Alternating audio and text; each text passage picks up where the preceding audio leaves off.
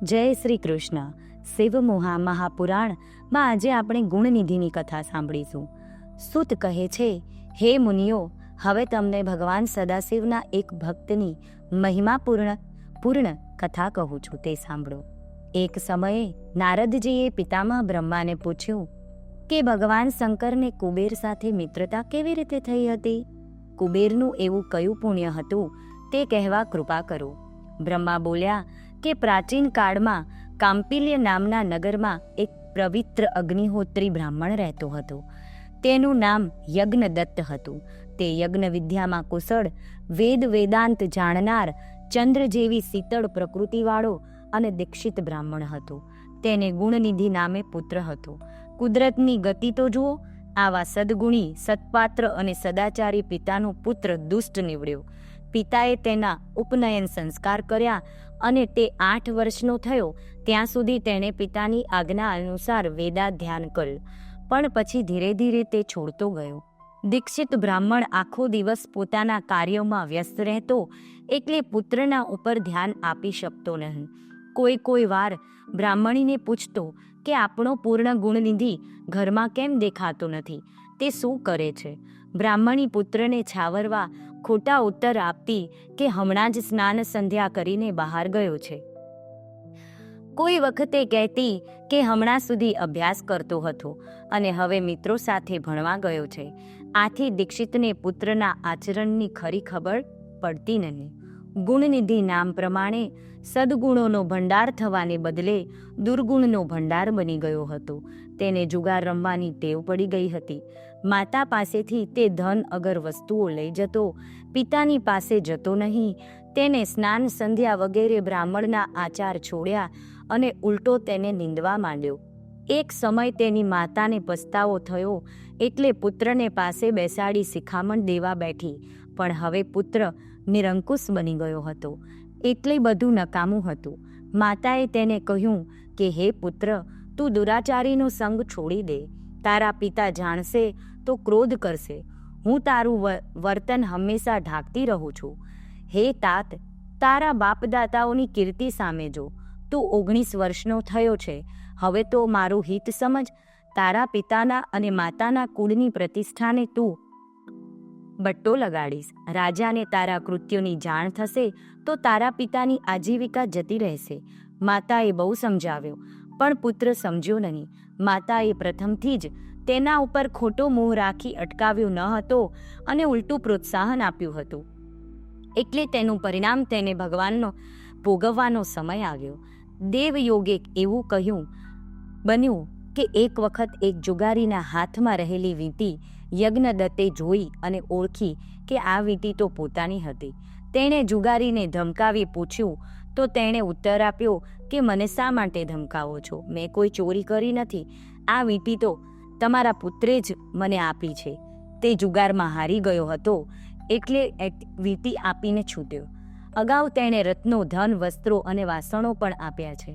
તમે શું તમારા પુત્રના આ કાર્યો જાણતા નથી? યજ્ઞદત્તને આવો જવાબ સાંભળી બહુ શરમ આવી. તે ઘેર આવ્યો અને પત્નીને બોલાવી પૂછ્યું, હે દક્ષિતાણી, તું તારો ગુણનિધિ ક્યાં છે? બ્રાહ્મણી સમજી ગઈ કે પુત્રના પરાક્રમની જાણ તેના પિતાને થઈ ગઈ લાગે છે. તે કાંઈ બોલી નહીં, ઘરનું કામ કરતી રહી. બ્રાહ્મણે ફરીથી પૂછ્યું, આજે સવારે સ્નાન કરતી વખતે મેં તને સાચવવા આપી હતી તે મારી રત્નજડિત વીંટી ક્યાં છે? બ્રાહ્મણીએ બહાનું કાઢ્યું કે હે દેવ, હું બહુ કામમાં હતી, એટલે કોઈ વાસણમાં મુકાઈ ગઈ છે, પણ અત્યારે યાદ આવતું નથી. પછી શોધી આપીશ. હવે બ્રાહ્મણને ક્રોધ થયો, એટલે બોલ્યો, હે દુષ્ટ પુત્રની જનની, હું જ્યારે પૂછું ત્યારે તું ખોટા જવાબ આપે છે કે પુત્ર હમણાં બહાર ગયો છે, ભણવા ગયો છે. હે દૃષ્ટા, તારો પુત્ર ક્યાં ગયો છે અને શું કરે છે તે સાચું કહે. આ પુત્રની વાત સાંભળીને શરમથી હું લાચાર બની ગયો છું. તે મને અંધારામાં રાખ્યો છે. તું મા તરીકે ફરજ ચૂકી છે અને પત્ની તરીકેની ફરજ પણ ચૂકી છે. બોલ, વીંટી તો ઠીક, પણ ચાંદીની જારી હમણાં કેમ દેખાતી નથી? મારો દુપટ્ટો પણ દોરીથી ઉપલબ્ધ નથી. દક્ષિણ દેશમાંથી આવેલું કાંસાનું વાસણ સામે ખૂણે રહેતું તે ક્યાં ગયું? પેલી પૂતળીઓ વાળી દીવી પણ દેખાતી નથી. હે અભાગી સ્ત્રી, તું સાંભળ, આજે તારા પુત્રના જુગારી મિત્રોએ મારી આંખ ઉઘાડી દીધી છે અને તેથી મેં નિશ્ચય કર્યો છે કે હવે હું તારી સાથેનો સંબંધ બંધ કરી નવો વિવાહ કરી મારું દીક્ષિત કાર્ય ચાલુ રાખીશ. હું માનીશ કે મારો પુત્ર ન હતો. કુળને કલંક લગાડનાર પુત્ર કરતાં વાંજિયાપણું સારું છે.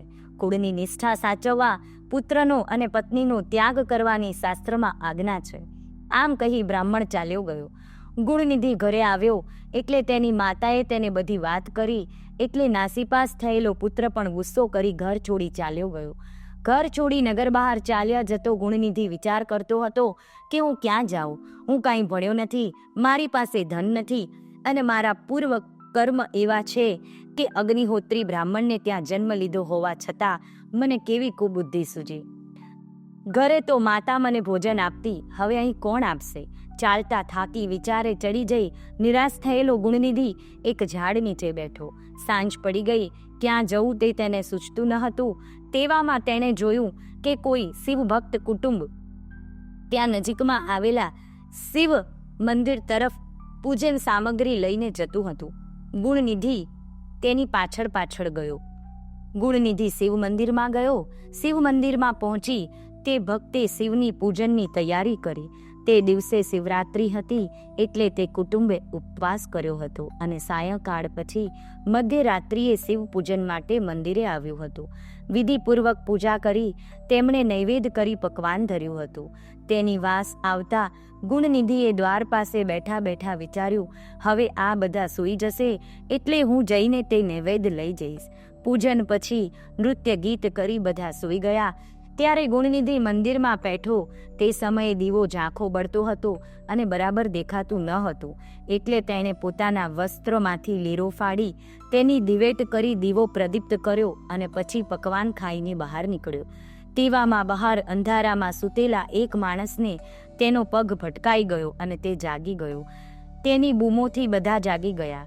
મંદિરના રક્ષકો તેની પાછળ પડ્યા. તેને પકડીને ખૂબ માર્યો. રક્ષકોના મારથી ગુણનિધિનું મરણ થયું. તેના જીવાત્માને યમદૂતો લેવા આવ્યા અને તેમણે તેને પાસથી બાંધ્યો. તેવામાં કૈલાસમાંથી દિવ્ય વિમાન લઈને શિવના પાર્ષદો પણ ત્યાં આવ્યા અને ગુણનિધિના જીવાત્માને છોડી દેવા આજ્ઞા કરી. યમદૂતોએ કહ્યું કે આ બ્રાહ્મણ દુરાચારી હતો, સત્ય અને પવિત્રતાથી તે દૂર રહ્યો છે. તેણે સ્નાન સંધ્યા પણ છોડ્યા હતા અને માતા પિતાની આજ્ઞા પણ માની ન હતી. ઉપરાંત તમે જુઓ કે તેણે શિવ મંદિરમાં દાખલ થઈ શિવ નિર્માલ્ય ઓળંગ્યું છે. તે નર્કનો અધિકારી છે, છતાં તમે તેને છોડવાનું કહો છો. તો તેનામાં તમે કોઈક ધાર્મિક ગુણો જોયા હોય તો અમને કહો. શિવ પાદરસોએ કહ્યું કે શિવ ભક્તોના ધર્મો ઘણા સૂક્ષ્મ હોય છે, તેને સ્થૂળ દ્રષ્ટિવાળા જાણી શકે નહીં. આ બ્રાહ્મણે જે સત્કાર્ય કર્યા છે તે સાંભળો.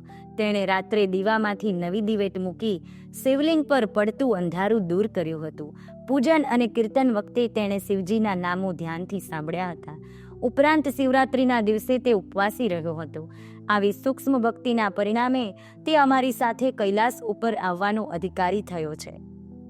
માટે તમે તેને છોડી દો અને અમારી સાથે તે શિવજીનો સેવક થઈને રહેશે અને તેનાથી પાપો દૂર થતા તે બીજા જન્મે કલિંગ દેશનો રાજા થશે.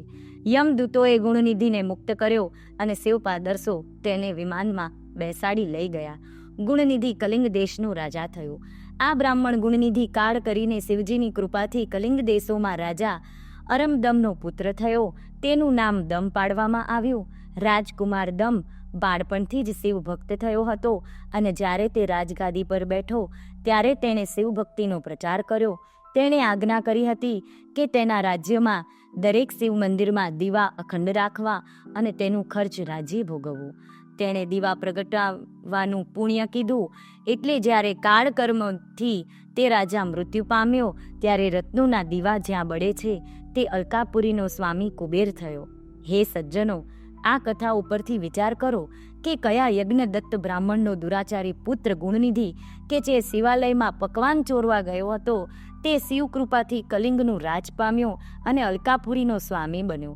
તેણે ઘર છોડ્યું અને ભૂખ્યો રહ્યો એટલે શિવરાત્રિનું વ્રત કર્યું. તેણે અનાયાસે શિવ નામો સાંભળ્યા અને શિવ સ્મરણનું પુણ્ય પ્રાપ્ત કર્યું અને તેણે દીવાની દિવેટ બનાવી અજવાળું કરી શિવલિંગ પરનું અંધારું દૂર કર્યું. શિવરાત્રિના વ્રતનો આવો જ બીજો પ્રસંગ એક ભીલનો પણ છે. તે આપણે આવતા એપિસોડમાં જોઈશું.